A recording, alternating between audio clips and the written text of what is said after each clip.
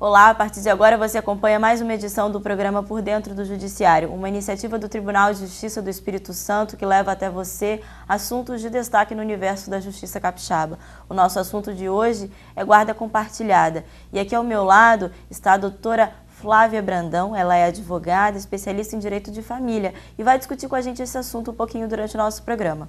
Doutora Flávia, seja muito bem-vinda ao nosso programa. Obrigada, Thalita. Obrigada pelo convite, especialmente para falar sobre esse tema, que é bastante interessante. Eu acho que a gente pode explorá-lo de uma forma que as pessoas passem a compreender mais, né, o assunto guarda compartilhada, tirando, inclusive, os mitos que essa guarda traz com o nome. Com certeza. Vamos, então, começar falando justamente... eu acho que esse mito se dá, não sei, talvez a partir o que gera a guarda compartilhada é uma separação, né?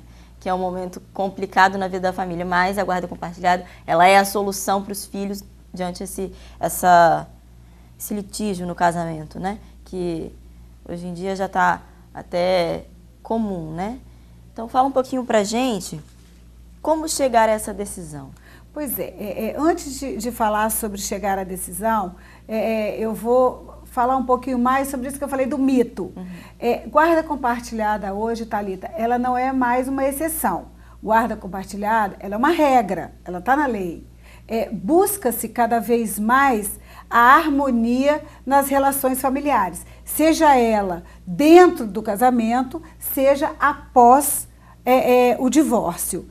Guarda compartilhada, ela vira mito na cabeça de quem não consegue compreender que a mulher saiu da figura da grande agregadora única dos filhos, né? O compartilhamento vem exatamente para trazer para o pai a possibilidade de exercer a sua paternidade de uma forma plena, deixando de ser o pai visita, aquele que pega no final de semana para levar para o parque, tomar sorvete e ser sempre bonito. A mãe fica com aquela responsabilidade. Então, quando a gente fala em guarda compartilhada, a mulher ainda tem muito receio. A mulher ainda vê isso de uma forma enorme, como se fosse perder os filhos, né, da sua custódia, do seu abraço. E não é isso. Na verdade, a guarda compartilhada vem para que pai e mãe possam continuar exercendo a sua função materna e paterna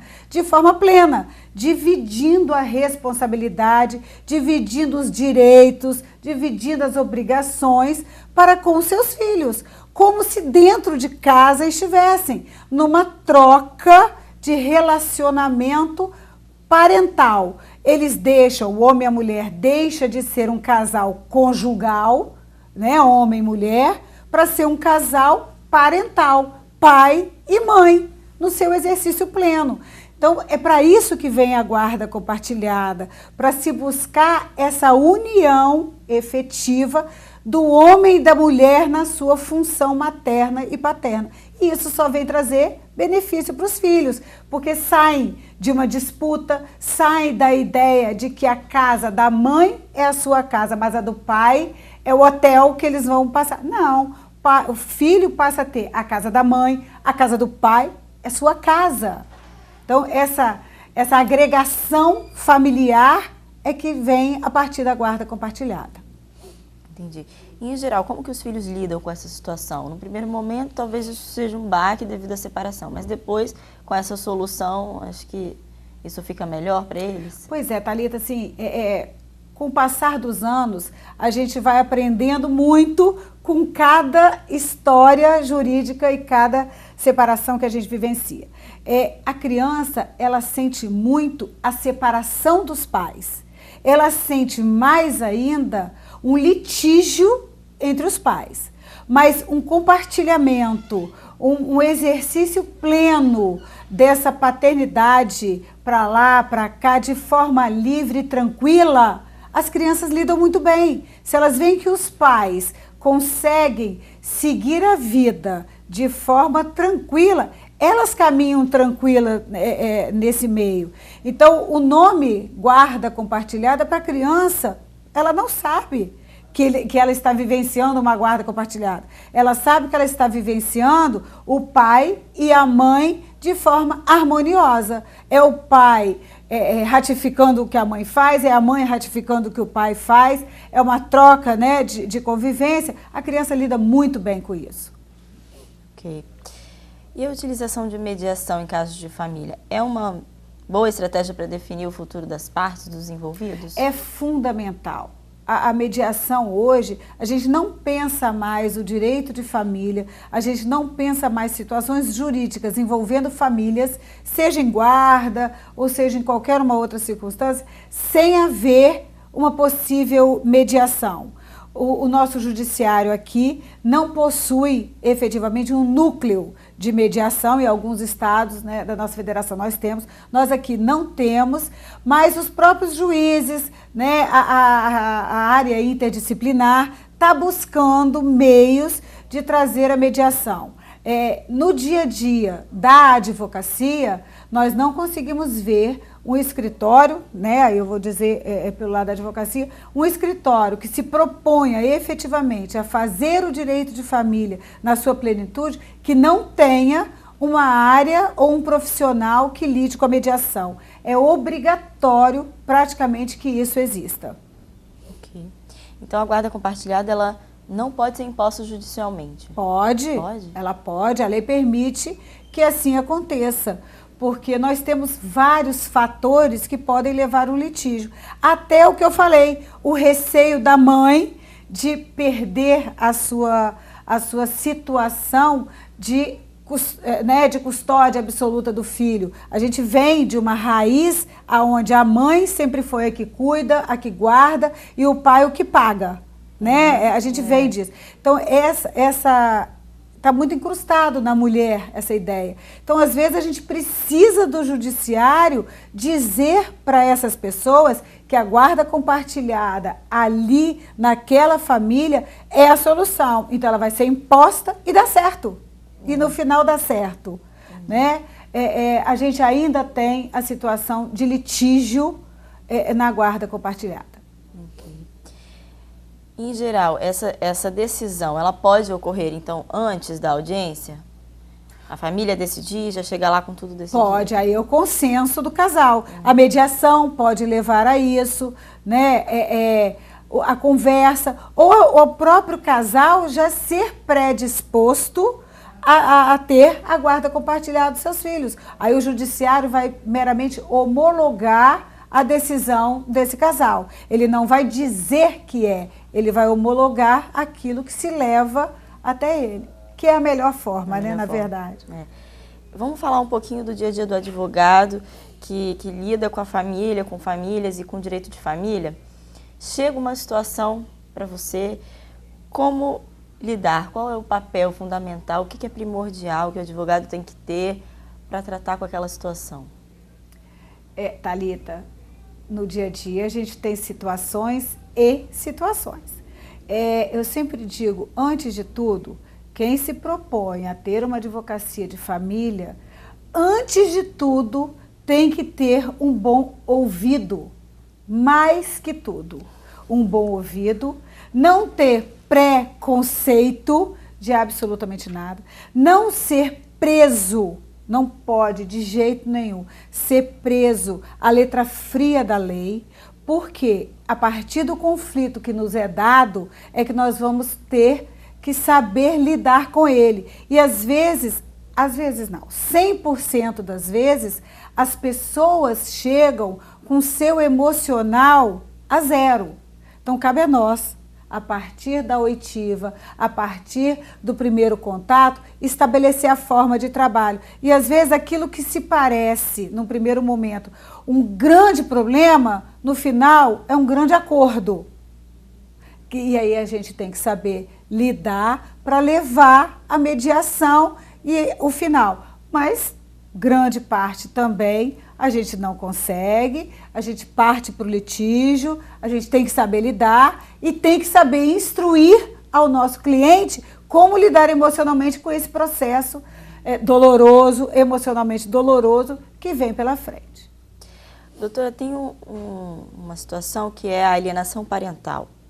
explica para a gente um pouquinho, para diferenciar exatamente para o nosso público a alienação parental, de guarda, que explica para a gente essa... Nada a ver uma coisa com a outra.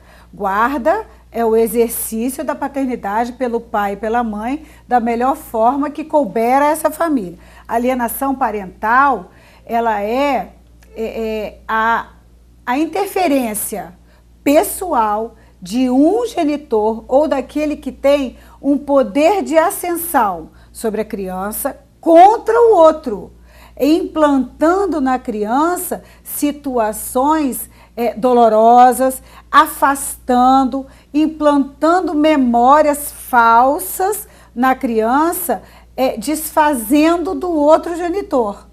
Pode ser o pai, pode ser o avô, pode ser um tio, quem tenha, não necessariamente pai e mãe. A lei diz claramente que a alienação ela pode ocorrer por aquela pessoa que tem ascensão na criança. Então, um genitor ou uma pessoa desqualificando o outro. Um grande exemplo, no dia de visitação, o pai chega 15 minutos, 20 minutos atrasado. Eu digo pai porque eu sou mulher, é mais fácil falar do homem. Não necessariamente é assim. Eu sempre digo que eu falo do homem porque eu sou mulher.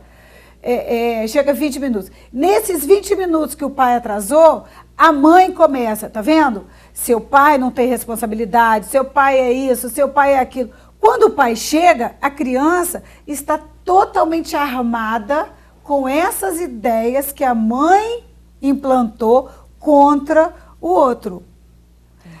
A lei da alienação parental traz várias situações de atos que podem ser praticados de forma contrária ao outro. Mas eu sempre digo, alienação parental é doença. É doença. Porque você querer afastar, querer implantar na criança situações não verdadeiras é adoecer. Você está doente e passa essa doença para a criança. É completamente diferente de guarda. Guarda é união, guarda é trazer a família. Alienar é querer levar o outro embora. E nos casos da guarda, quais os critérios que são avaliados na vida dos pais na hora de decidir com quem fica a criança? O texto frio da lei diz que a guarda será concedida ao genitor que possui melhores condições. Quando você me ouve, a primeira coisa que você pensa, quem tem mais dinheiro, não é? Mas não é isso. Melhores condições é um agrupamento de situações. Emocional, financeiro, afetivo, estrutural, familiar. Então, aquele que demonstra ter melhor qualificação no seu todo para abrigar a criança. E o pai e a mãe, ambos podem ter melhores condições. Daí vira a guarda compartilhada. São essas situações que levam à possibilidade de um deferimento de guarda, as melhores condições dos genitores. Ok. O Instituto possui 3 modalidades, né? Guarda unilateral, alternada ou compartilhada. Nos fale um pouquinho deles. A guarda, primeira que você falou, unilateral. A guarda unilateral é aquele em que um dos genitores é o guardião e o outro tem o direito de visitar. É a clássica, né? A criança fica com um, estabelece-se a forma de visitação do outro. Finais de semana alternados, 1 ou 2 pernoites, férias divididas. Isso é a guarda unilateral, a criança com um e o outro visitando. A guarda alternada é a criança passar tempo com um, tempo com o outro. Exemplo, 1 semana com o pai, 1 semana com a mãe, 1 semana com o pai, 1 semana com a mãe. Eu posso ter a guarda unilateral com visitação alternada. Então, um tem a guarda, mas a visitação é alternada. Semana com um, semana com o outro. Eu posso ter a guarda compartilhada. Pai e mãe, ambos são responsáveis pela criança e a visitação ser alternada. Semana com um, semana com o outro. Então, o compartilhamento, a guarda compartilhada é pai e mãe com os mesmos direitos e obrigações. Alternada é cada hora, em cada período, a criança com um. E a unilateral é com um e o outro visita. Mas, independente de qualquer guarda, a visitação é uma submodalidade. O direito de posse é uma submodalidade. E essa forma de funcionamento, vamos dizer assim, dessa guarda, ela obrigatoriamente tem que seguir esses critérios? Absolutamente. A guarda, sim, mas a submodalidade de visitação é pelo melhor interesse da criança, nunca o melhor interesse dos pais. Então, ninguém melhor que os pais para conhecerem seus filhos e saber o que melhor. Então, normalmente a gente fala que aquilo que ficou no processo é um regramento mínimo. Se houver desacordo, vamos seguir a regra do papel. Mas pai e mãe estão livres para deixar a criança transitar da melhor forma possível. Hoje, criança com 7, 8 anos, ela já tem opinião própria. Então, eu sempre digo assim, que se os pais lidarem bem com a situação da separação e da guarda, a criança tem o ir e vir com muita tranquilidade, independente da modalidade, única, compartilhada, alternada, independente, porque é sempre o melhor. Não deu certo, vamos seguir a regra do papel, que aí é frio, o papel é frio. Qual o momento certo de pedir a guarda? De pedir? No momento do divórcio. No momento em que essa família ela vai se desfazer pelo divórcio, ali é o momento de se discutir a guarda. O pedir significa que eu estou em litígio. Então, alguém vai tomar a iniciativa de requerer essa guarda para si e aí começa assim o litígio. Mas o momento exato para se discutir é no momento do divórcio. O ideal, então, seria uma das primeiras decisões a se tomar é isso, né? A guarda das crianças? Penso que sim, uma das primeiras decisões é saber como fazer a criança lidar bem com a separação dos pais. E isso implica em estar aí discutindo a forma de guarda que melhor convém. Vamos falar um pouquinho também do trabalho interdisciplinar. Qual a importância desse trabalho, da psicologia, do serviço social, enfim, essas pessoas que estão envolvidas durante essa decisão, esse processo? Num processo litigioso. Então, eu vou buscar a forma litigiosa, que é efetivamente quando a interdisciplinariedade ela é buscada. É de fundamental importância. Sabe por quê, Thalita? Nós conseguimos entender, nós advogados, conseguimos entender algumas coisas, mas a emoção, o psicológico, o meio, realmente quem consegue ir lá e ver na profundidade da situação emocional é o psicólogo, é o assistente social. Então, a participação dele de forma efetiva, de forma profissional, sabendo lidar com essas famílias, sem o envolvimento emocional da fala, porque muitas vezes a fala é emocional, mas a situação não é. O profissional, ele ampara para que nós, na parte jurídica, possamos caminhar de forma mais segura, principalmente os juízes e promotores. Ok, doutora, nós vamos terminar esse primeiro bloco e você que nos acompanha, continue conosco. Daqui a pouco nós vamos voltar falando ainda sobre guarda compartilhada com a doutora Flávia Brandão.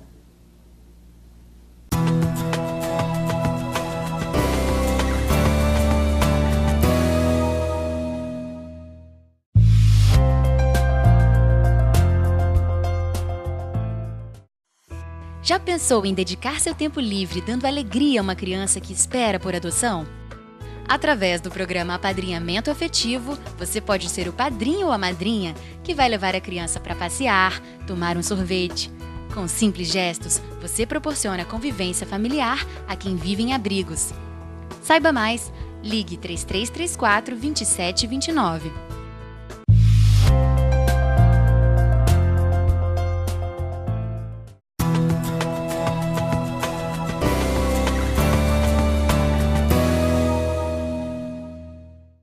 Olá, voltamos com o segundo bloco do programa Por Dentro do Judiciário. Hoje nós estamos falando sobre guarda compartilhada. E quem está aqui ao meu lado explicando para a gente esse assunto é a doutora Flávia Brandão. Ela é especialista em direito de família. Doutora Flávia, vamos prosseguir com o nosso assunto falando das crianças e dos adolescentes. Eles são ouvidos? Qual é o peso da vontade deles durante esse processo? Sal. O Estatuto da Criança e Adolescente prevê que, em caso de guarda, de colocação em família substituta, nas discussões, o menor pode ser ouvido a partir dos 12 anos. As suas considerações, a sua vontade, ela deve ser levada em conta.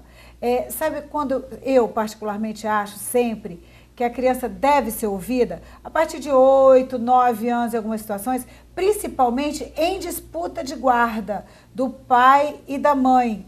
Porque às vezes o pai diz que a criança ficaria melhor com ele, a mãe acha que melhor é ela, e a criança, quando colocada para falar para um psicólogo, para um assistente social, a criança se coloca de uma forma tão clara que ela consegue fazer com que a justiça caminhe no melhor para ela. E às vezes ela não quer nem o pai nem a mãe, ela quer os dois, ou efetivamente ela quer ou o pai ou a mãe, e ela consegue expressar por quê.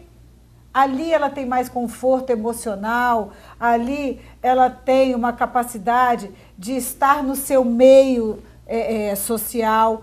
Muitas vezes, pai ou mãe mudam de estado e querem levar a criança embora sem perguntar. Um adolescente de 12, 13 anos. E o que fica também gostaria que a criança ficasse. Nessa situação, eu acho que é fundamental ouvir a criança. Você está tirando a criança da presença constante de um dos genitores, do seu meio social, da sua escola, né, dos seus amigos, daquele conforto emocional que ela tem. Então, às vezes, momentaneamente a criança ficar é o que vale. Então, a escuta dessa criança é fundamental. Ok. A senhora mencionou que às vezes a criança quer ficar com os dois. Eu creio que isso é o mais comum, né? Os filhos sempre quer o pai e a mãe, ou a não ser que tenha uma situação complicada. E aí realmente a guarda compartilhada é a solução. E que pode ser imposta. A criança deixa claro que ela quer os dois na mesma medida. Então, nesse momento, a guarda compartilhada pode ser imposta, porque vai atender a criança e os pais vão ter que aprender a lidar com isso. A única coisa hoje, Thalita, que eu tenho percebido que é uma mudança na guarda compartilhada é que, às vezes, ou o pai ou a mãe estão usando a sua pretensa ou suposta vontade de ter a guarda compartilhada para manipular o outro. Como a guarda compartilhada implica em ter que se discutir, dividir, chegar num consenso, eu tenho observado que muitas pessoas têm insistido na guarda compartilhada para manipular o outro, para que o outro ande conforme a sua vontade. Já que é compartilhado, então você vai fazer aquilo que eu quero. Então, aí o advogado tem que ter uma expertise para poder puxar esse fio e caminhar de uma forma que isso não aconteça. E sabe que muitas vezes a gente só consegue observar isso no decorrer do processo. E aí, a interdisciplinariedade chegando, o psicólogo, o assistente social detecta. Até porque o nome é compartilhado e não outro nome, né? E não manipulador ou qualquer coisa. Pois é, mas o manipulador, ele costuma também se travestir num véu. Assim, né? Até porque ele faz isso, até pela separação, ele pode ter algum resquício, né? Emocional. Pois é, emocional. Pois é, e trazer. Então, a gente tem que ter muito cuidado para não conferir uma guarda compartilhada a um manipulador, seja homem, seja mulher. A gente tem que ter muito cuidado com isso, porque às vezes tudo leva a acreditar que a guarda compartilhada seria o melhor caminho para aquela situação. Mas, por exemplo, o homem não aceita. Ele quer que a guarda seja dele e coloca a situação. Quando você vai mais a fundo, você acaba revelando que ele não concorda, porque senão ele seria manipulado. E aí a criança estaria emocionalmente em risco, porque vai lidar com outra forma de conflito que não é o conflito de guarda, e sim da manipulação.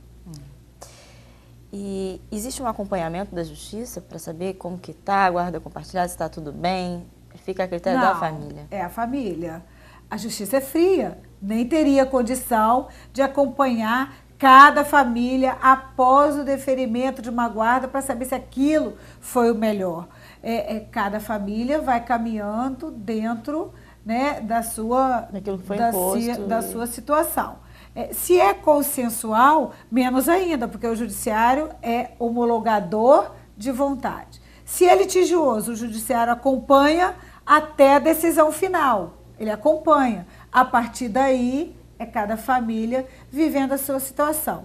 Mas uma coisa que é interessante ser dita é que a guarda, até os 18 anos da criança, ela pode ser modificada tantas quantas forem as vezes em que as situações sofrerem modificação. Então, eu tenho uma guarda unilateral, mas a situação vivenciada é tão boa que não tem motivo de ser mudada por uma compartilhada. Então, eu posso ir ao judiciário para mudar por uma compartilhada. Eu tenho uma guarda alternada e a criança não vivencia bem. É, inclusive, um tipo de guarda muito questionada. Não é a melhor forma para a criança vivenciar a alternância. Não terapeuticamente é comprovado que não é salutar para a criança. Mas, numa situação, decidiu-se que ia ser alternada. Depois de um ano e meio vivenciando, a criança entra em conflito. Os pais veem que estão em conflito, não tem absolutamente nada que impeça que volte-se ao judiciário para modificar a regra. Nada que impeça. Então, até os 18 anos, pode ser mudada. Depois dos 18 anos, a criança fica independente? Depois dos 18 anos, não tem mais criança. Não tem mais adulto. Criança. Responsável, supostamente, pelos nossos atos. Nós nos tornamos adultos para todos os fins hoje, com 18 anos. Então, pai e mãe, a partir dos 18 anos, deixam de ter poder familiar, que é esse poder, né, não o poder da palavra, mas o poder de ingerência absoluta sobre os seus filhos. A partir dos 18 anos, nos tornamos responsáveis pelos nossos atos. Não deixamos de ser filhos. A relação muda, passa a ser uma relação de filiação. Então, as minhas obrigações como pai, como mãe, elas permanecem, mas uma relação de pai e filho. A gente estava falando um pouquinho desse funcionamento da guarda.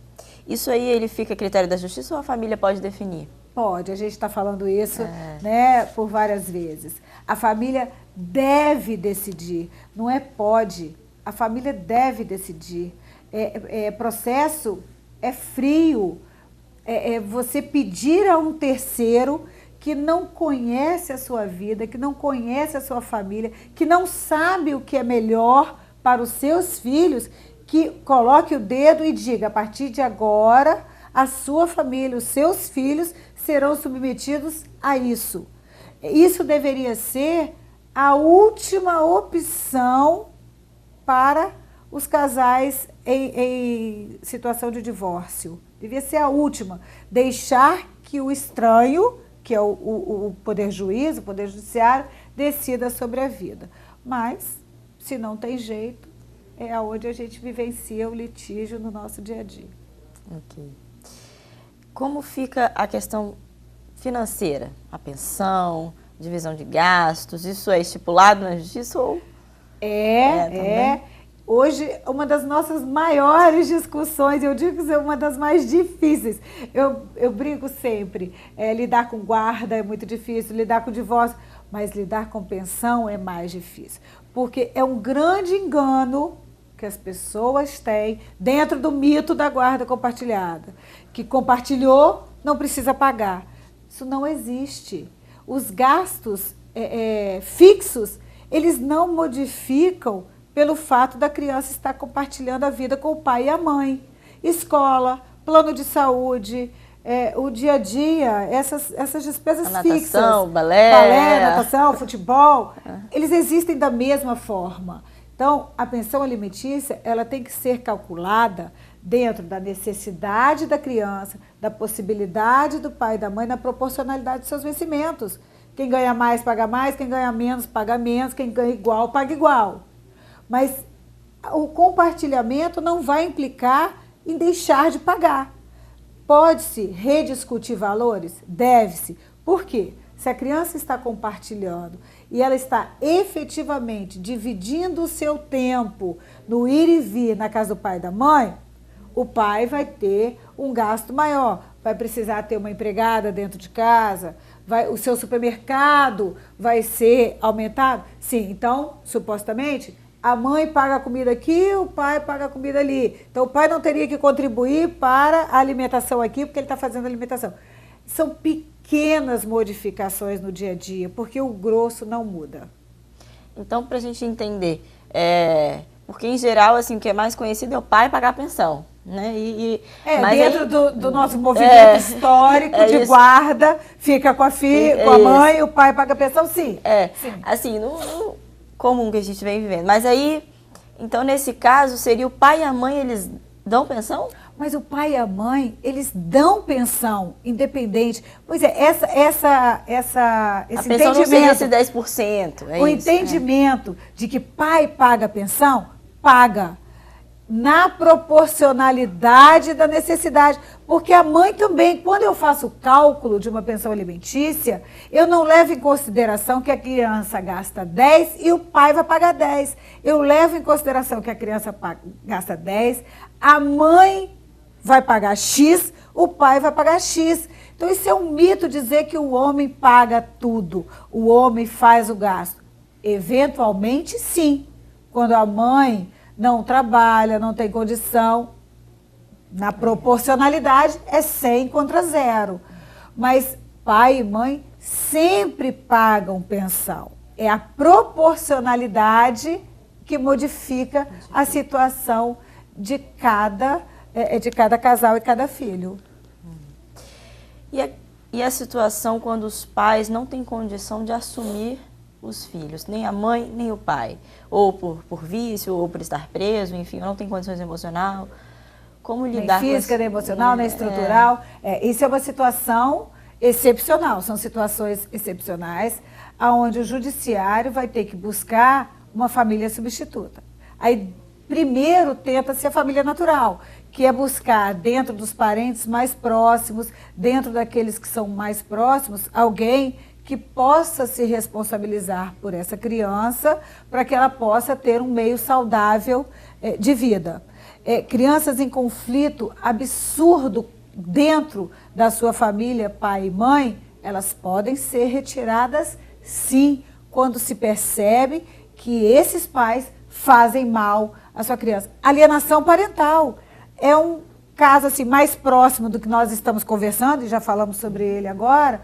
A alienação parental pode implicar dessa criança ser retirada para ir para um outro ambiente, para se tratar esse pai e essa mãe, para depois trazer a criança de volta. Então, se chegar a esse extremo, busca-se aqueles que são mais próximos e que possam dar um suporte melhor para essa criança. E aí é o mesmo processo, só muda... E é dentro deste processo, porque é diferente da criança abrigada, da criança que tem o poder familiar suspenso, da criança que tem o pai ou a mãe presidiário. É diferente. Nós estamos falando aqui dentro do direito de família do Código Civil. Nós temos a outra situação, que é do Estatuto da Criança e Adolescente, que é essa criança onde o poder familiar é retirado para abrigar, criança abandonada, é outra situação. E pode existir, por exemplo, guarda compartilhada entre os avós? Pode existir guarda compartilhada entre avô e avó materno e o pai. Pode haver guarda compartilhada entre avô e avó e avô e avó. As situações, elas são várias que a gente não consegue pensar agora. Mas eu posso ter, sim, a criança, por algum motivo, ela é dada em guarda aos avós, mas o pai pode compartilhar com os avós, por algum motivo. Problema nenhum. Ok. Doutora, a gente vai encerrar aqui o programa, foi muito bom. Foi um prazer mesmo. Falarmos sobre guarda compartilhada. Espero que as dúvidas tenham sido sanadas. E você que nos acompanhou, o meu muito obrigada. Fique conosco nas nossas próximas programações. TV Justiça, Espírito Santo, Cidadania e Transparência para você.